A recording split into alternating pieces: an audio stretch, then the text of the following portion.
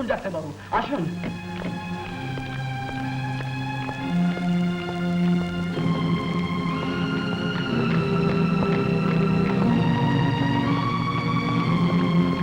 আসুন আসুন।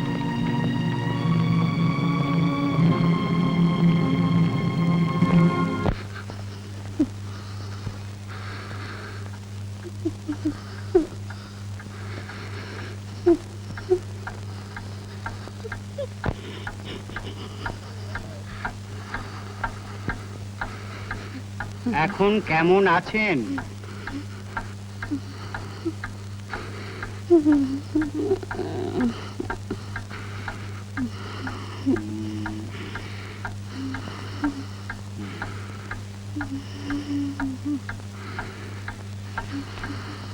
ডক্টর ঘোষ, একবার বাইরে আসুন।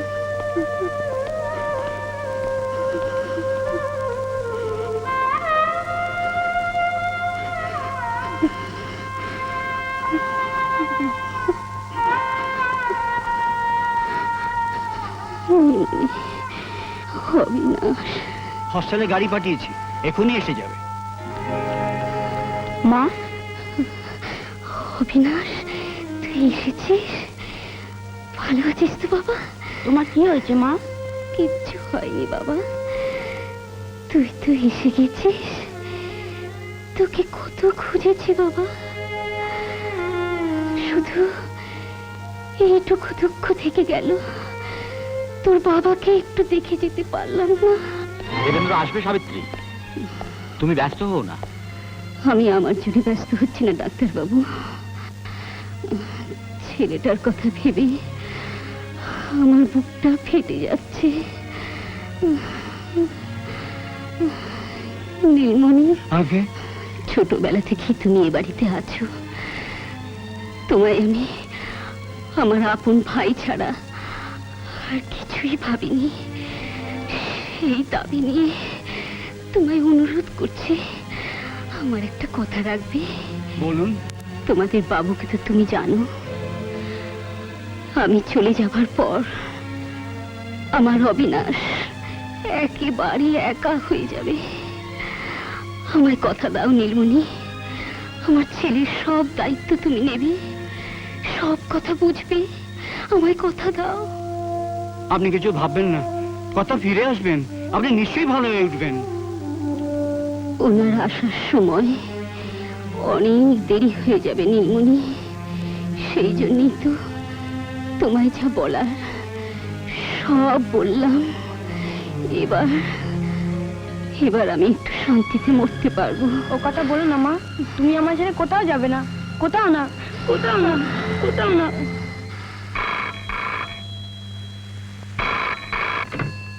হ্যালো, কে সাহেব? জাপান থেকে বলছেন? হ্যাঁ ডাক্তারবাবু আছেন, হ্যাঁ আমি ডেকে দিচ্ছি। হ্যালো, কে দেবেন্দ্র? আমি ডাক্তার ঘোষ বলছি। ডাক্তার, সাবিত্রী কেমন আছে? কাল থেকে ওর অবস্থা আরো খারাপ। হ্যাঁ, তুমি যত তাড়াতাড়ি পারো চলে এসো। ডাক্তার, যে কাজের জন্য জাপান আসা সেটা ফাইনাল স্টেজে। এখন যদি আমি ছেড়ে চলে যাই তাহলে সমস্ত পরিশ্রমটা মাঠে মারা যাবে। আর আমি গিয়েই বা কি করবো? তুমি তো রয়েছো। আমার কাজ শেষ হওয়া মাত্র আমি গিয়ে পৌঁছবো।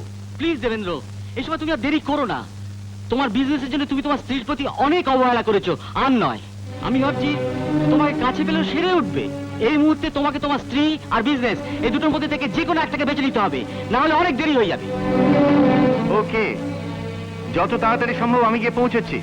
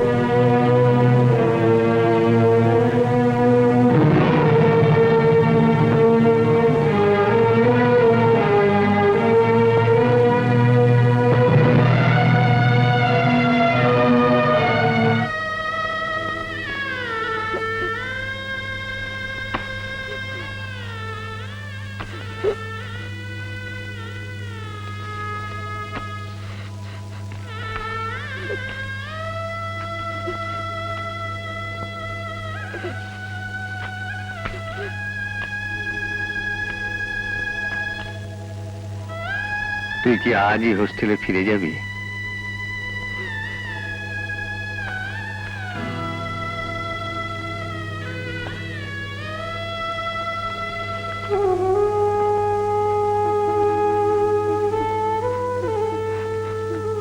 তুমি খাবে না ওটা।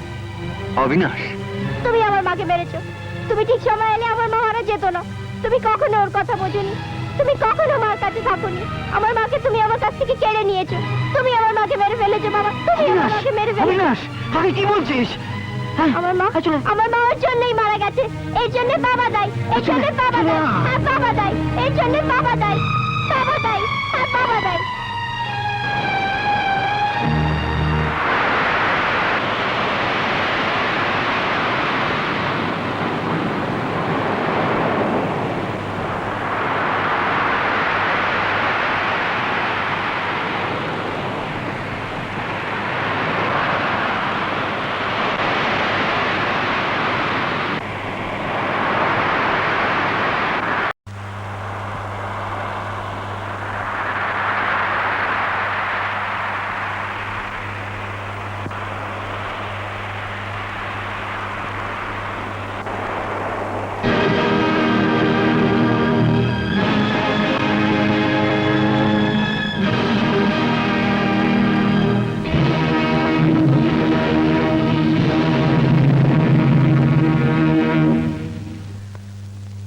বুঝলে নীলমণি, ওকে, অবিনাশের জন্য আমার সমস্ত ব্যবস্থা ঠিক করাই আছে। এবছর ফাইনাল ইয়ার কমপ্লিট হলে আমি ওকে বিজনেস ম্যানেজমেন্ট পড়ার জন্য আমেরিকা পাঠিয়ে দেবো। অত দূর চলে যাবে ছেলেটা? এসব পড়ার জন্য এখানে কোনো সুবিধা নেই? তা থাকবে না কেন, আছে। কিন্তু দেবেন্দ্র দাসের ছেলের একটা আলাদা স্টেটাস থাকা চাই তো। আরে অবিনাশ, হ্যাঁ তুই কি কালই কল্যাণী ফিরে যাবি? হ্যাঁ বাবা, সোমবারই আমার কলেজ খুলছে। আর বাবা, হ্যালো, হ্যাঁ দেবেন্দ্র বলছি। ও সত্যরঞ্জন, বলো। মিটিং? হ্যাঁ হ্যাঁ হ্যাঁ, আমি এক্ষুনি আসছি। ওকে। বাবা তোমার সঙ্গে আমার কিছু কথা ছিল। কথা ছিল? আমার আবার চেম্বার অফ কমার্সের মিটিং রয়েছে, দেরি হয়ে যাচ্ছে। তারপর সন্ধ্যেবেলা আমাকে দিল্লি যাবার ফ্লাইট ধরতে হবে। তুই একটা কাজ কর, তুই বরং যা বলার নীলমণিকে বলে দে, আমি পরে ওর কাছ থেকে শুনে নেব।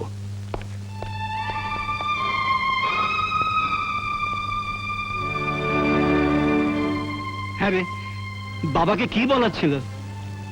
না কিছু নয় মামা, বাবা হয়ে ছেলের কথা শোনার যার সময় নেই, আমার কথা তোমার মাধ্যমে শোনানোর তার কোনো দরকার নেই মামা। ছি বাবা, তোমার বাবা হচ্ছেন ব্যস্ত মানুষ, তারও অভিমান করতে নেই। অভিমান? 1 মাস হলো গরমের ছুটিতে আমি এসেছি, কিন্তু তার সঙ্গে দেখা হয়েছে মাত্র 2 বার। এই দেখো, দেখো না, মাসের পর মাস আমি চিঠি লিখেছি, পড়া তো দূরের কথা, একবার খুলেও দেখেনি। মা মারা যাবার পর থেকে এবারই আমার কাছে বাড়ি নেই মামা। উনি ভুলে গেছেন আমি ওর একমাত্র ছেলে। পাগল ছেলে, তুই মিছিমিছি ওকে দোষ দিচ্ছিস। উনি যদি তোকে ভুলে গিয়ে থাকেন, তাহলে তোকে কেন আমেরিকা পাঠাবার ব্যবস্থা করছেন? আমেরিকা কেন পাঠাতে চাইছে জানো? ছেলের প্রতি স্নেহের জন্য নয়, নিজের বড় লোকে দেখানোর জন্য। ওসব কথা এখন থাক বাবা। আচ্ছা, আমি ড্রাইভারকে বলে দিচ্ছি, কাল তোমার জন্য গাড়ি তৈরি থাকবে। থাক মামা, এসব বড় লোকে আমার ভালো লাগছে না, আমি বাসে যাব। বাস কখন ছাড়বে? 5 মিনিট পরে। সিট খালি আছে? হ্যাঁ আছে। এই কল্যাণী কল্যাণী কল্যাণী কল্যাণী তাড়াতাড়ি আসুন, তাড়াতাড়ি আসুন। এই কল্যাণী কল্যাণী কল্যাণী কল্যাণী কল্যাণী কল্যাণী কল্যাণী কল্যাণী কল্যাণী আসুন দাঁড়া, তাড়াতাড়ি আসুন। কল্যাণী কল্যাণী কল্যাণী কল্যাণী, এই কল্যাণী কল্যাণী কল্যাণী কল্যাণী তাড়াতাড়ি আসুন দাঁড়া, আসুন বোধে বাস খালি আছে, তাড়াতাড়ি আসুন, তাড়াতাড়ি আসুন। কল্যাণী কল্যাণী কল্যাণী কল্যাণী কল্যাণী কল্যাণী কল্যাণী কল্যাণী তাড়াতাড়ি আসুন, তাড়াতাড়ি আসুন, তাড়াতাড়ি আসুন। টাইম হয়ে গেছে, বাস ছাড়বে এবার। হ্যাঁ আবার ছাড়বে। এই বাস আবার ছাড়বে, তাড়াতাড়ি আসুন, তাড়াতাড়ি আসুন। কল্যাণী কল্যাণী কল্যাণী কল্যাণী কল্যাণী। দেখুন, এই সিটটা আমি বসেছিলাম, শুনছেন? এটা আমার জায়গা। আপনার নাম কি? নাম? কেন? খুঁজে দেখবো সিটের পেছনে আপনার নামটা লেখা আছে কিনা। কি আশ্চর্য, বললাম না এটা আমার সিট। যদি এটা আপনার সিট তাহলে একটা রুমাল ফেলে রেখে যেতে পারতেন। আমি এসে দেখলাম সিট খালি ছিল। বাহ, যেখানে সিট খালি থাকবে আপনি দখল করে নেবেন? মিস্টার, দেখুন, আপনিও পয়সা দিয়ে যাবেন আর আমিও পয়সা দিয়ে যাব। আপনার বসার যতটা অধিকার আছে আমারও ততটা আছে। যান, অন্য কোথাও খালি জায়গা দেখে বসে পড়ুন। খালি জায়গা থেকে আপনি বসে পড়ুন, এটা আমার জায়গা। যখন আপনার জায়গা ছিল ছিল, এখন এটা আমার জায়গা। কেন মিছিমিছি ঝগড়া করছো মা? ও তো এইখানেই বসেছিল। আমি বসবার সময় সে কথা বললেন না কেন? ও কাউকে না বলে চলে গেল। আমরা তো ভাবলাম ও চলেই গেল। তাহলে আবার এসে কেন ঝামেলা করছেন?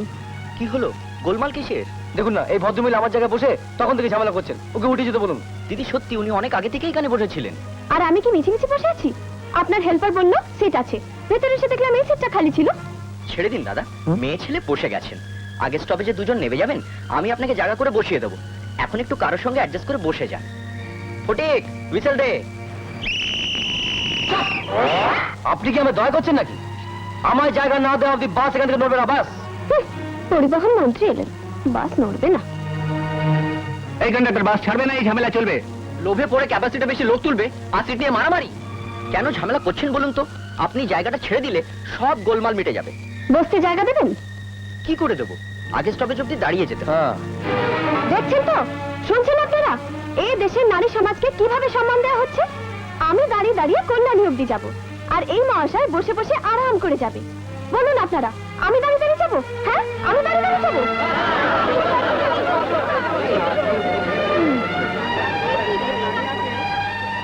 কি বলছেন আপনারা? তার মানে আমি দাঁড়িয়ে দাঁড়িয়ে যাবো? চেহারাটা তো বেশ, একদিন দাঁড়িয়ে গেলে পায়ে কি বাদ ধরবে? চলো এবার গাড়ি ছাড়ো।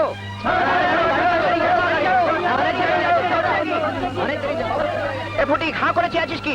হুইসেল দে। আরে গাড়ি ছাড়ো।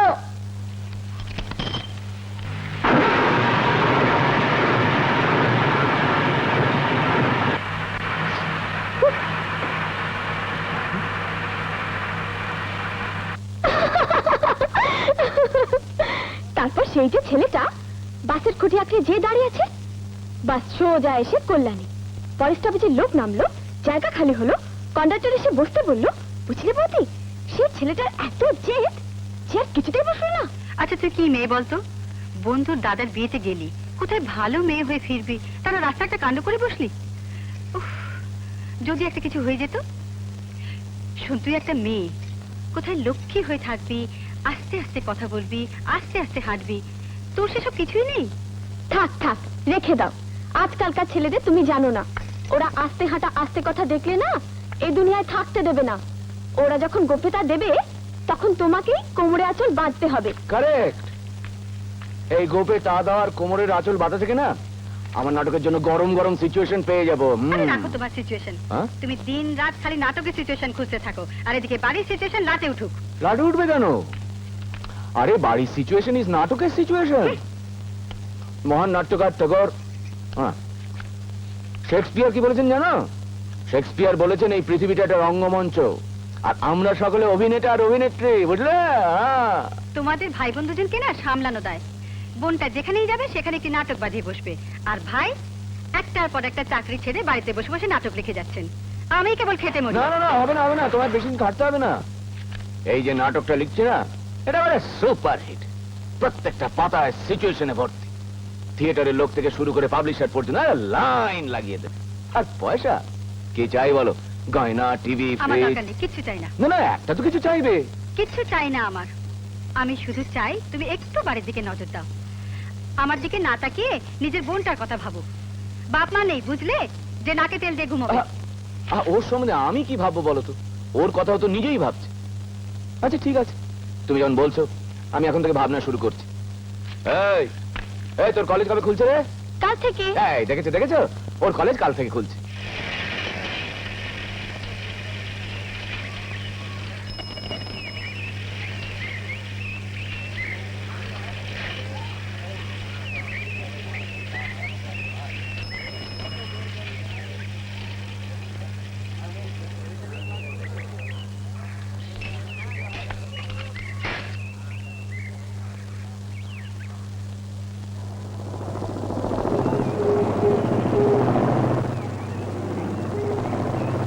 হাই বিনি, হাই রুবি।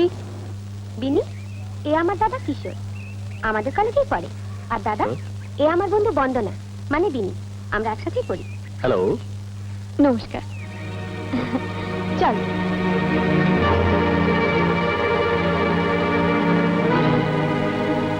কি গুরু, হাঁ করে কি দেখছো? হ্যাঁ, চিড়িয়া নতুন মনে হচ্ছে। খাঁচা চাই দোস্ত, খাঁচা। খাঁচা? বড় খাঁচা এবার আমাদের ঢুকতে হবে। বড় খাঁচা মানে? ফাটক, সেদিন যে ছোড়াটাকে আমরা মেরামত করেছিলাম, সে থানায় রিপোর্ট করেছে গুরু। কি রিপোর্ট করিস শুনি? আর এমনি তো 50টা কেস আমার নামে ঝুলছে। কল্যাণীতে এমন কোনো খাঁচা তৈরি হয়নি যা কিশোর চৌধুরীকে ধরে রাখতে পারবে, বুঝলি? চল চল, ক্লাসে চল। বিনি, এই বিনি, হাই মনীষা। হাই। কাল একটা দারুণ মজার ঘটনা ঘটেছে। আমি যখন ফিরছিলাম তখন বাসে কোনো জায়গা ছিল না। একজন উঠে গেছিল, আমি সেখানে বসে। কে জানে ছুটিতে কোথায় গেছিলি? কোথায় যাব? সে নদীর ধার আর বাড়ির কোন? এসে আমাকে উঠিয়েছে আগে। আমি পুরো পাবলিক সাপোর্ট নিয়ে বসে পড়লাম, আর ও পুরো দাঁড়িয়ে দাঁড়িয়ে এলো। আরে, এই মেয়েটা আমাদের কলেজে পড়ে?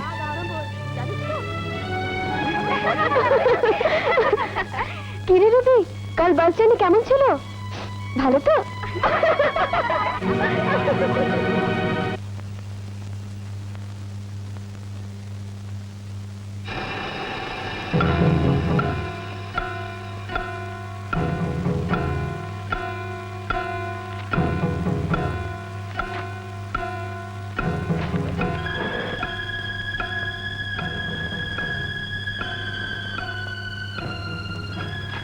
Ancient history of India. আচ্ছা।